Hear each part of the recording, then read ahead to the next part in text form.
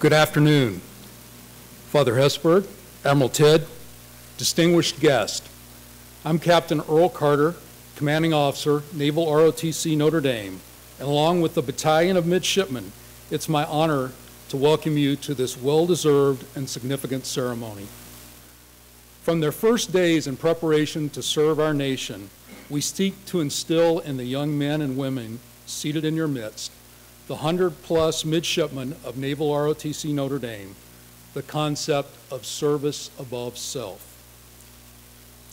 While there are multiple facets to this concept, the idea that they must prepare themselves to serve when, where, and how the Navy and Marine Corps need them to serve is one of the most important themes of their Naval ROTC experience. Today, we gather to honor a great American, an extraordinary leader, and a devout man of God.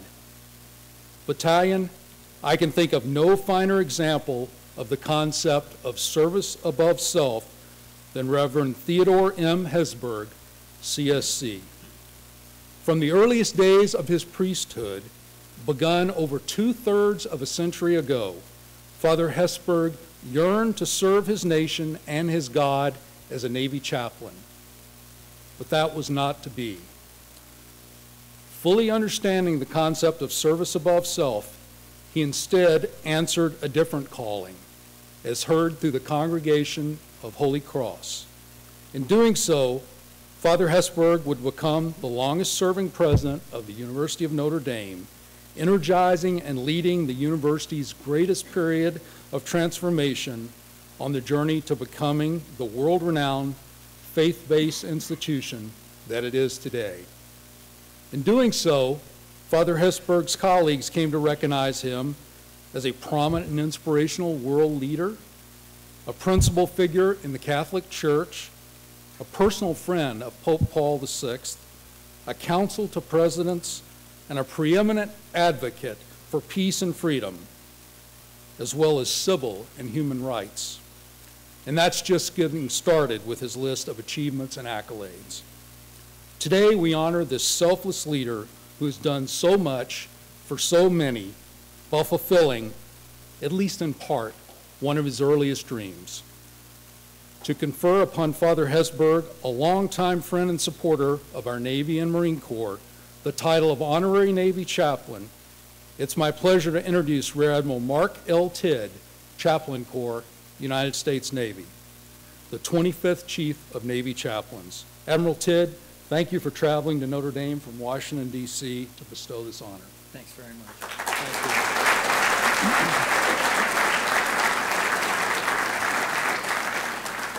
Thank you very much for that warm welcome. And it really is a privilege for me to be able to be here with you on this evening. Father Hesburgh's background and his list of accomplishments is certainly well known to this community. And Captain Carter listed a number of those. To be president of Notre Dame and to lead it through such a historic era of transformation and growth would be enough probably for any person to say, I've lived a fulfilled life. But he's also been a champion at a critical time in our nation's history of civil rights, a principal architect of the landmark Civil Rights Act, a member and then chairman of the U.S. Civil Rights Commission. He received the Presidential Medal of Freedom and the Congressional Gold Medal. And he's received countless other accolades and honors, which you know far better than I do from your close association and friendship with Father Hesburgh.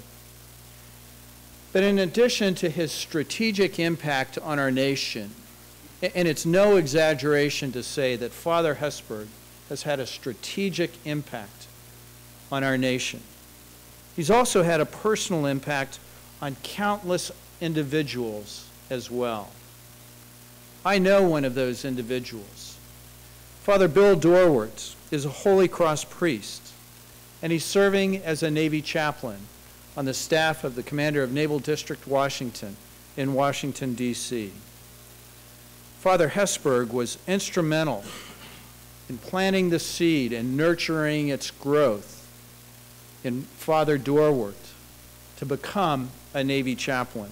He planted that vision in him, a vision that bloomed when Father Dorwart became a Navy chaplain. Well, Father Dorwart told me that Father Hesburgh had always wanted to be a Navy chaplain, and I hadn't known that. Sometimes it's good to be chief of chaplains. But unfortunately, the Lord had other plans way back when. And so Father Hesburgh went a little different way. But he took the long way around to becoming a Navy chaplain. Well, just as Notre Dame has had a long and close relationship with the Navy, so too has Father Hesburgh.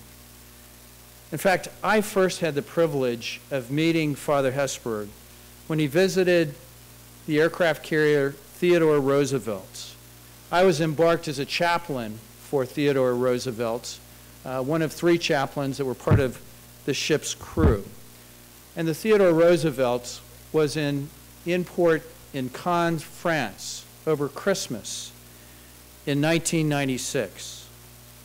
Father Hesburgh took time out of his incredible schedule to come across the ocean and visit the sailors, the crew of Theodore Roosevelt over Christmas. He celebrated Christmas Eve Mass and Christmas Day Mass. But he also spent time walking the decks, and a carrier is a big ship. Wherever he went, from salty chiefs and senior officers to the newest seamen and brand new ensigns on board Theodore Roosevelt, they were engrossed by their conversations with Father Hesburgh. He mesmerized them, sharing his observations on life and leadership, his wisdom that he had accumulated over his years of service. They were enthralled talking to him. For us, it was a great privilege to celebrate Christmas with Father Hesburgh. And then we took Father Hesburgh from the carrier over to a destroyer that was also in port not far away in Marseille. And Father Hesburgh celebrated Mass aboard that destroyer. And I've often wondered in the time since then whether those sailors truly understood the incredible experience that they had being able to celebrate that most holiest of seasons with Father Hesburgh. They were truly blessed by that experience, as I was when I was able to share that time with him aboard Theodore Roosevelt. Now, I understand that Father Hesburgh holds the Guinness record for the most honorary degrees ever awarded to one person. Unfortunately, I don't have the authority to confer an honorary degree, but I do have something to offer which I hope will be meaningful in a different way. On the seal of the Navy Chaplain Corps are words in Latin, and I'm not going to presume to pronounce the Latin, but translated, the words are called to serve. And every Navy chaplain sees that as his or her aspiration to answer the call to serve.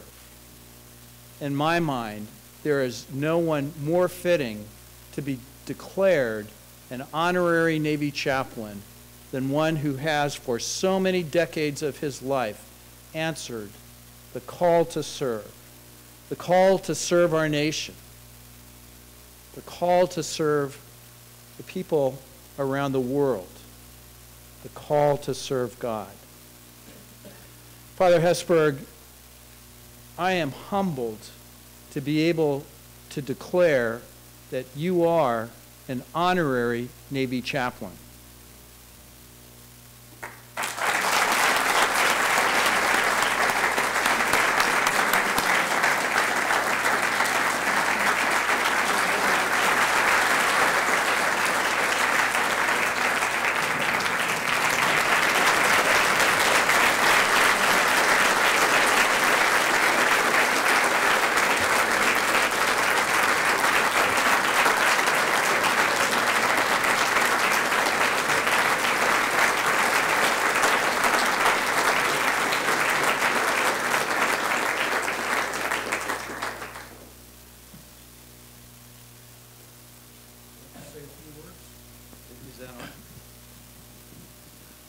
Is it coming through?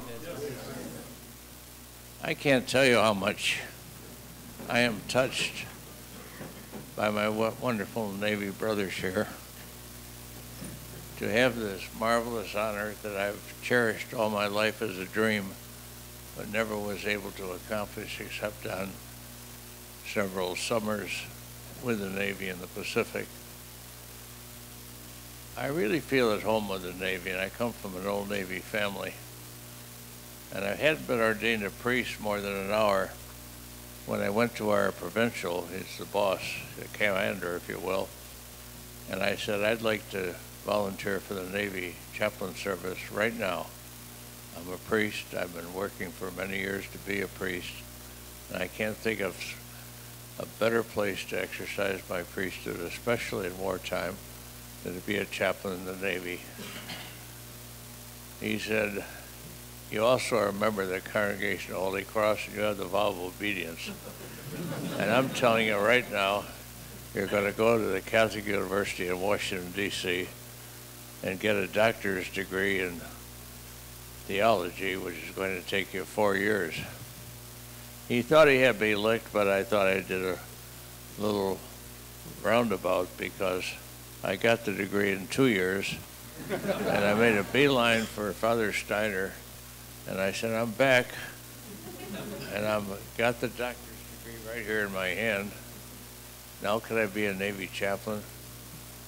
He said, today is Saturday, tomorrow is Sunday, everybody's off for Sunday. But he said, Monday, you're going to start teaching 6 classes of theology. And I thought, well, I guess he's beat me. But I must say that over the years, every time I had a chance, I spent some time with the Navy.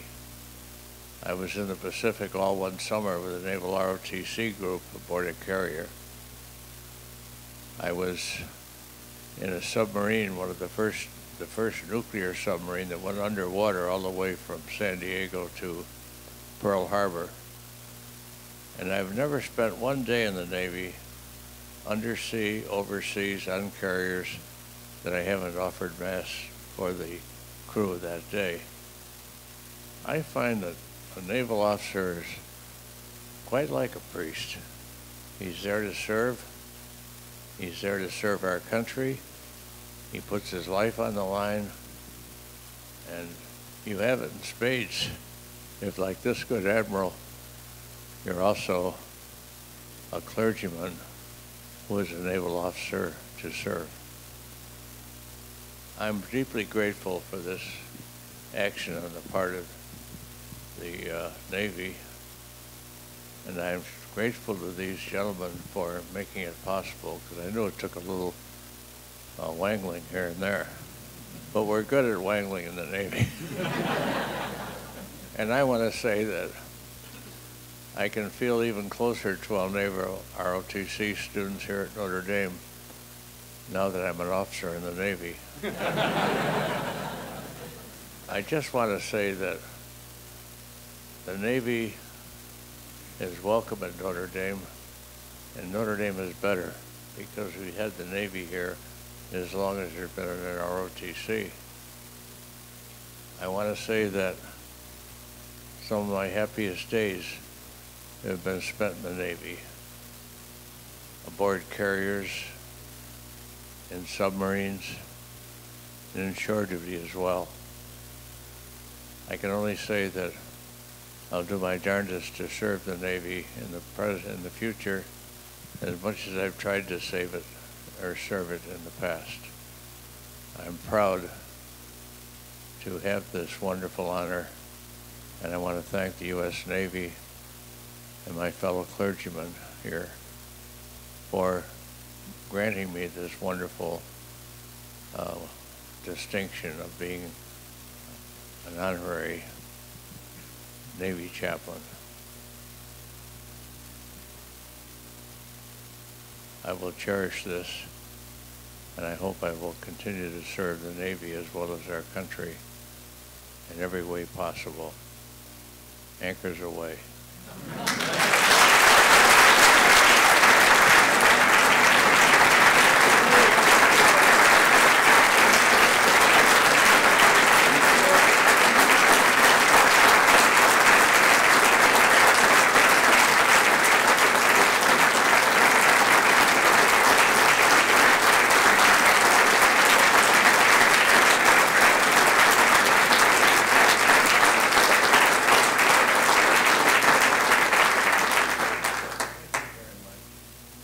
good of you to be here, and I do appreciate the fact that you cherish, as I do, that very special place that the U.S. Navy has in the life of the University of Notre Dame.